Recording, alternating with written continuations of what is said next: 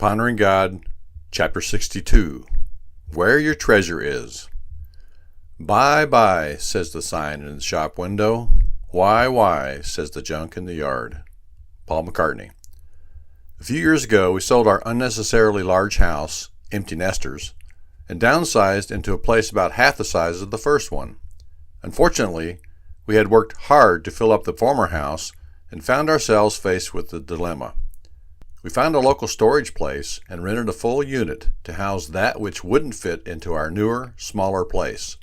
One day, while visiting the storage facility to find a misplaced knick-knack, I glanced into the shed, the size of a one-car garage, and a thought struck me.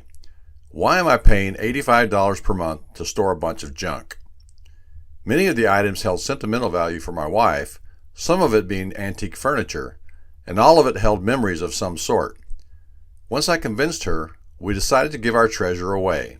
Surely someone could benefit from it rather than have it rot away in lockup. We gave most of it to a local mission and the remainder to people who we knew wanted or needed it. I had no trouble giving it away, except my old high school letter jacket. It didn't take long to get over the loss, however, and it felt quite liberating to be free of it all. Was all that junk the sole representation of the entirety of our lives? I'd finally seen it for what it was: wood, metal, fabric, and plastic. All of it destined to rust and rot away. Jesus talked about our treasures in Matthew chapter 6, verses 19 through 21. He said, "Do not lay up for yourselves treasures upon earth, where moth and rust destroy, and where thieves break in and steal. But lay up for yourselves treasures in heaven, where neither moth nor rust destroys, where thieves do not break in or steal. For where your treasure is, there will your heart be also." Are man's treasures easily identifiable? Did you ever notice that a man of modest means never has to arm his home with an alarm system? Living in our culture, it's hard not to be enticed by the pursuit of junk. Everyone, everywhere, all the time, tries to sell you something. The newest car, toy, phone, home, clothes, game, video, etc. All scream out for you to buy, buy, buy. But in the end, does that pursuit and attaining of so much stuff make you happy or satisfied? My experience tells me it doesn't. If you buy a new automobile, it isn't long before it isn't new anymore, and it loses that new car smell. A ding here or there, a rattle or whine, and you already have your eyes searching for another one. In James chapter 4, verse 2, he chastises us thus: "You lust and do not have, so you commit murder. And you are envious and cannot obtain, so you fight and quarrel. You do not have because you do not ask." The fight and quarrel part reminds me of my retail days and what happens on typical Black Friday. Why do people work so hard, spending 60-plus hours a week, and for what? We buy huge homes and then work ourselves nearly to death to fill them up with things. And after working all those hours, we're too tired and have too little time to enjoy them. The stuff ends up sitting untouched in the third car garage or basement, and it begins to rust due to neglect.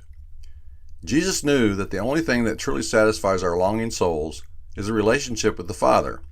He teaches in Luke about a man who had much, so much he didn't know what to do with it all.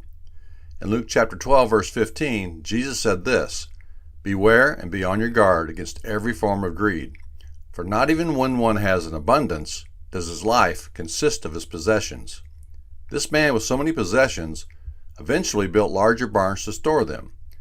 Oversized houses and storage units, anyone? What he didn't know was that he would die that night, and all his possessions would belong to someone else. Later in the same passage, Jesus said, "But seek for his kingdom, and these things, food, clothing, and shelter, shall be added to you." How do you know where a man's treasure is? Look at where he spends all his time and energy. Look at that which he tries to protect. Look at where his money is spent. When Dad died, I remember visiting Mom's house and going into the room where he had kept most of his stuff, books, pictures, and a closet full of clothes. As I stood there, a moth flew out of the clothes closet. Mom asked if I wanted any of Dad's old things. I suggested that she donate his study and research books to the church and his clothes to a charity.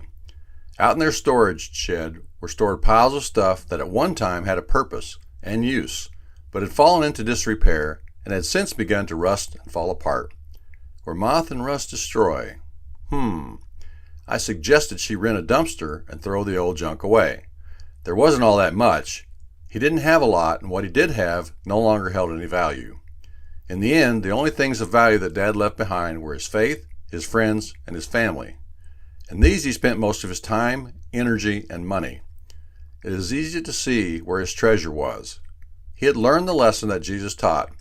In Matthew chapter 13, verses 44 through 46, Jesus said this about what we should pursue in a couple of parables.